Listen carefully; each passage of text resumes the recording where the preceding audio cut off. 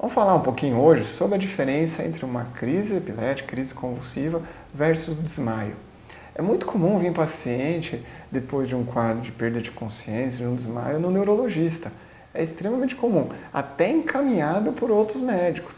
Mas a principal causa de desmaio, já dando um spoiler, não é neurológica. Nós temos que investigar outras causas, e outras causas que podem trazer um risco à vida do paciente. Tá? Então vamos lá, vamos começar pelo desmaio. O que seria? Antes disso, vamos dar um passo atrás. Quando o médico está diante de um paciente com perda de consciência, tem que fazer uma anamnese muito bem feita, uma história. Tentar conversar com o que o paciente sentiu antes do desmaio, tá? E depois, o que aconteceu também, depois que ele voltou a si. Se possível, tá? Perguntar para o acompanhante. Então, nesses casos, é de suma importância alguém que viu o desmaio, tá? Perda de consciência. Tá? Por quê? Porque a gente precisa caracterizar alguns detalhes. Então, se for um desmaio, por exemplo, antes do quadro da perda de consciência em si, o paciente pode ter alguns outros sintomas, tal como a vista ficar preta, tá? Um embaçamento visual, ele sentir um mal-estar, uma sensação que vai desmaiar mesmo, tá? Ele ficar pálido, tá? Isso me ajuda pra caramba, a mudança de cor de pele. Tá? Então o paciente, ele sentiu, a vista ficou preta, após um esforço, sei lá, ele estava na academia, levantou um peso, começou a vista a ficar preta. Ele sentiu um mal-estar, às vezes uma náusea, um enjoo, e de repente ficou pálido e desmaiou. Perdeu a consciência. Aí, nesse momento, é de suma importância o acompanhante, porque o acompanhante vai me dar alguns detalhes. Quando ele desmaiou, como ele ficou? Pergunta novamente, a cor, estava pálido. Que cor que o lábio ficou? Ficou cianótico, roxo? Ou, de novo, ficou pálido? Não, ficou pálido. Ele estava suando? Estava numa sudorese fria, copiosa, tá? Bastante, uma pele pegajosa. Opa, alguma coisa está estranha, não é da parte neurológica. Tá? Ele teve algum movimento anormal? Às vezes, num desmaio, por causas de, por exemplo, hipotensão, o paciente até pode ter um quadro de um enrijecimento, usando o termo leigo, tá? Que seria um quadro tônico, mais leve, e depois melhora, ele relaxa.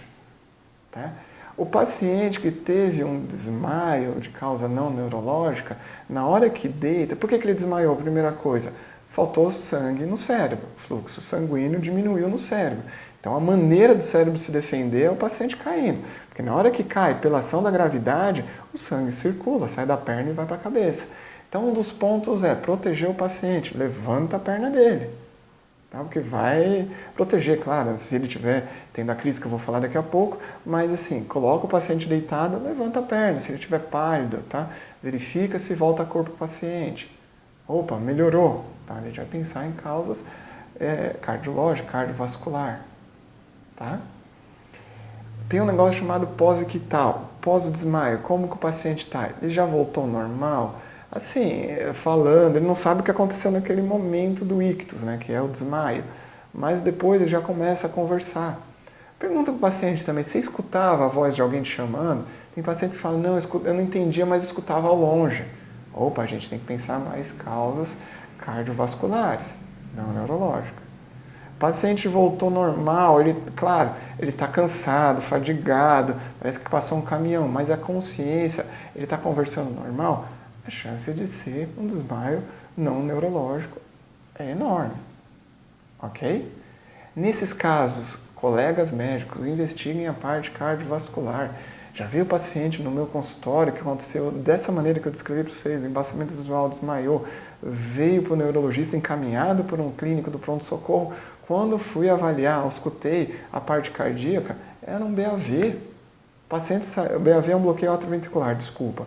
Ele saiu do meu consultório, eu falei para o cardiologista, já passou na hora, o paciente foi para o marca-passo. Então, ele saiu do meu consultório e foi para o marca-passo, e tinha passado no pronto-socorro. Então, tome cuidado. Nem todo desmaio é neurológico, a minoria é. Vamos avaliar outras causas, principalmente causas cardiovasculares, arritmia, que é de suma importância. Tá? O hipoglicemia, às vezes o paciente teve uma queda da glicose e também teve esse quadro de desmaio.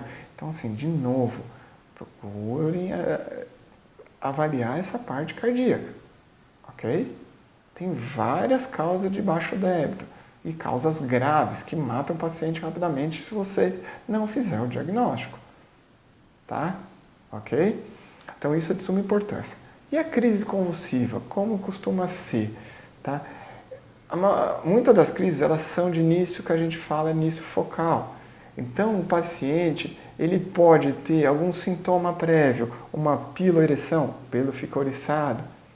Ele pode ter um negócio que muitos confundem com crise de ausência, mas é o que a gente chama de parada comportamental, principalmente no adulto. Ele está parado, de repente ele começa a olhar para o nada. De repente ele começa a fazer movimentos anormais, tá? Então, por exemplo, mexer, que nem eu estou fazendo com a minha mão, mexer a mão sem sentido. Aí ele perde a consciência, nesse momento muitas vezes já perdeu a consciência e evolui para um quadro tônico clônico generalizado, que é o que a pessoa tem mais medo, que eles falam, a crise convulsiva é essa. Não, a crise convulsiva já começou lá atrás, quando ele parou o olhar, com a parada comportamental. Tá? E isso já começou a crise. Aí depois o paciente cai, tem a queda ao solo. Aí ele, no começo ele pode ter o quadro tônico e depois ter o quadro clônico também. Tá? O paciente, como ele para, como ele tem esse enrijecimento, fica difícil a respiração. Então ele não vai ficar pálido, ele vai ficar cianótico. Tá? Cianótico fica roxo. Tá? Então olha a diferença, eu preciso desses detalhes. Urinar. Tanto o paciente com uma queda de pressão, uma hipotensão, ele pode urinar. Tá? E um paciente também com crise convulsiva, ele pode urinar. Mordedura da língua, os dois podem. Tá? Claro, algumas coisas a gente tem que tomar cuidado. Então, por exemplo, a coloração, os movimentos. E depois do ictus, que é depois dessa crise, como o paciente vai voltar. Paciente com pós-crise convulsiva, ele volta confuso, desorientado, demora alguns minutos e depois volta ao normal. Como eu disse, paciente com desmaio de causa não neurológica, ele vai vir, ele não vai saber o que aconteceu ali, mas ele já vem falando, conversando normal. O paciente na crise convulsiva, ele não vai escutar a pessoa, porque ele já perdeu a consciência muitas vezes ali atrás, naqueles movimentos que eu falei, naquela parada comportamental, ele já está com perda de consciência, ele não vai escutar nada. O paciente com desmaio pode. Então, de novo, moçada, a importância da anamnese. Anamnese com o paciente e a anamnese com o acompanhante. Porque, de novo, já tive casos que não eram neurológicos graves que vieram comigo. Sai do meu consultório, pode o cardiologista para, por exemplo, colocar um marca-passo. Tá? Então, tomem cuidado. Conversem com o paciente, conversem com o acompanhante. Ok? Espero que vocês tenham entendido. Se tiver alguma dúvida, alguma curiosidade, escreva aqui que eu terei o maior prazer de responder. Até semana que vem. Um abraço.